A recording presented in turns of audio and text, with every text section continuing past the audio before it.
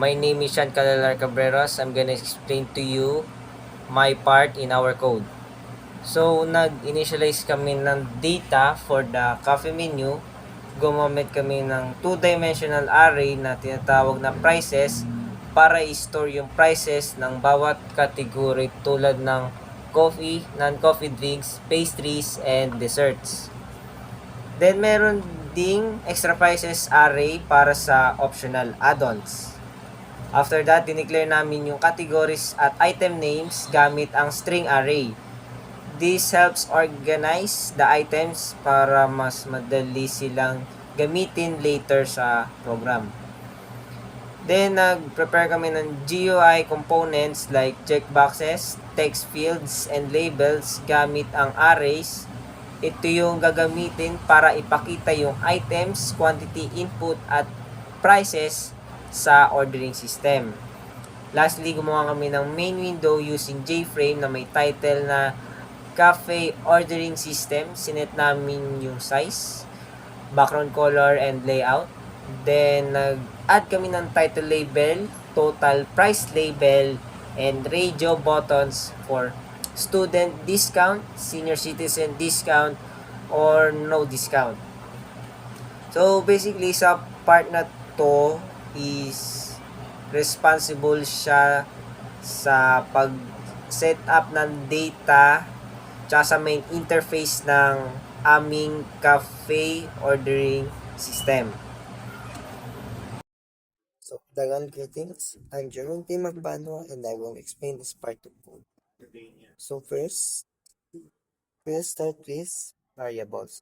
So, dito, meron tayong dalawang variables, which is, sa part na to, yung int height, 40 lang is yung magagamit natin. Ginagamit natin si int height 40 para magkaroon siya ng spacing between label, checkbox, and other. First, dito sa whole part of code, meron tayong inner loop and outer loop. So first, sa inner loop. Sa inner loop, dito, initialize natin yung checkbox, text field price, labels, and product names. So dito, kinukuha muna natin yung mga letra. And then, category label dito nilalabas na natin yung category label, which is, dito, ilalagay din natin yung font nila, which is naka-Georgia, naka-bold, and then 17. Ito yung part kung saan may copies, may non-copies, and etc. Then, gamit yung height, which is yung 40 kanina, ilalagay natin siya dito sa set counts, yung category label. And then, directly, i-add natin siya sa page. And then, we will use height dito, which is, dinagdagan natin siya ng 25 for the panel. So, ito yung part kung saan makikita yung mga malalaking lines na horizontal. Ito yung mga lines na nagsiseparate dun sa mga category. And dito is nakaset box na rin siya, which is yung height. Dinagdagan ng plus 25. And then, yung color niya is black para ma-separate niya yung number. Now, dito, nag-plus 10 ulit dun sa height. Now, papasok na tayo dun sa part na inner loop. So, sa inner loop, ito na ipalalabas dito yung mga J-labels ng mga product names. So, for coffee, nandun yung mga Americano, cappuccino, and so on.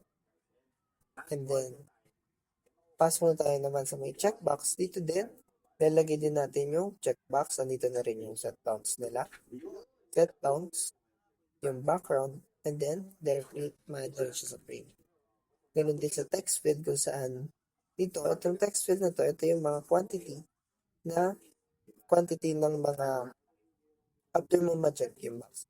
So, magpo-false muna siya if isa-check mo yung after ma-check yung box, tsaka lang siya which is nasa mga susunod na po. Then directly, ma-add na rin siya sa my frame. And then, last is yung mga prices natin. Which is dito, yung prices is meron na rin siyang kasama automatic na, which is pesos. Then, nakalagay na rin yung set bounds and yung labels. And then, mag-a-add ng plus 25 for space. That's Dangal greetings, ako po si Sabroso Clark Gemel at i-explain ko po kung paano po namin dinidisplay yung mga add-ons menu sa interface. So dito po meron po kami pull-up at ayan po yung ginagamit namin para i-display na po ulit yung same elements.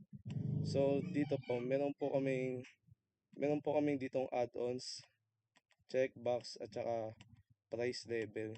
So dito sa may add-ons label, so dito sa set text, meron ditong array.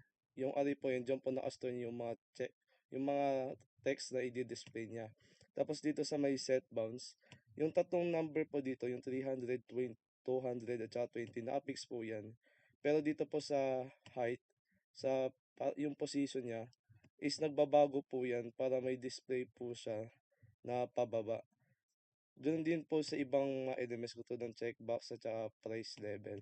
So dito po sa checkbox, meron po siyang action listener para kada click ng user ng checkbox ay may di-display niya yung total price sa user. So kung ipi-play po natin, ito po siya yung yung extra shot, extra syrups, whipped cream. So kung nakikita niyo po, naka-arrange po siya ng maayos. Pero hindi po kami gumamit ng maraming elements kasi nakaloop po siya. Tapos yung mga variables po na yan, yung mga add-ons label, add-ons checkbox, add-ons place label, ini-store po namin siya sa array para madali po namin siyang ma-access. Mga greetings po, I'm Steven Ibusira at dito sa part na to, i-explain ko yung about sa mga labels at sa radio button na ginamit po namin at gist scroll pin na text area na ginamit namin para sa receive at choices ng add-ons. Dito po, itong J-label add-ons, ito po yung label na magpapalam po sa user na dun po yung add-ons section. Ito po yung J-label add-ons. Ito po sunod bounce. May font po siya na Georgia at bold and 17px. Nakaset din po siyang visible para makita po siya doon sa window. Ganun din po para sa discount. Ito naman po yung magpapaalam po sa user na doon po yung section ng discount. And then, dito po, ito pong J-label student discount label at itong J-label senior citizen discount label ay para po i-display at ipalim kay user na doon sa radio button na yun, doon banda yung discount para sa student or sa senior citizen. Ngayon naman po, ito po yung bottom group. Ito pong bottom group na to, dito po po yung sa discount po na para sa ng button, radio button para sa student discount at senior citizen discount. Nakita po natin, inad po ang student discount na radio button dito sa button group na ginawa po natin, which is ito. Ganun din po para sa senior citizen discount.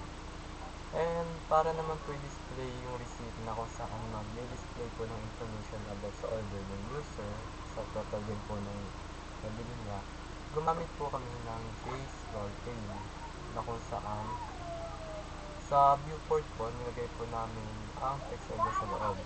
And then, sa text area po, sinet po namin line up niya sa true. And then, editable false para hindi po siya ma-edit ng mga user. Yun lang po. Thank you po. Nagal greetings everyone. My name is Charles William Cuerda, and now we are down to our final section of our code. In the section 5, which nagpo-focus sa action listeners and the total calculation, which sa section na to is it sets up sa actions para sa checkboxes, buttons, and the total price calculation.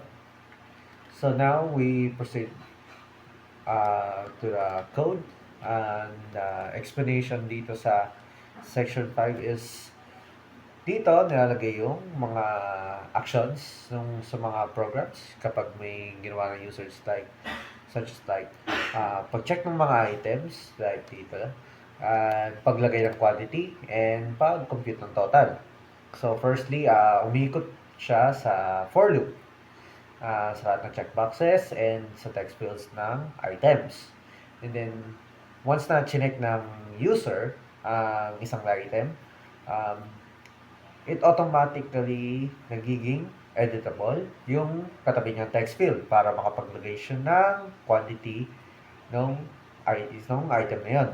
And then, agad din tong kung sa call yung get total method para ma-update yung total price. And then, ganoon din sa pag nag-enter ka ng number sa text field,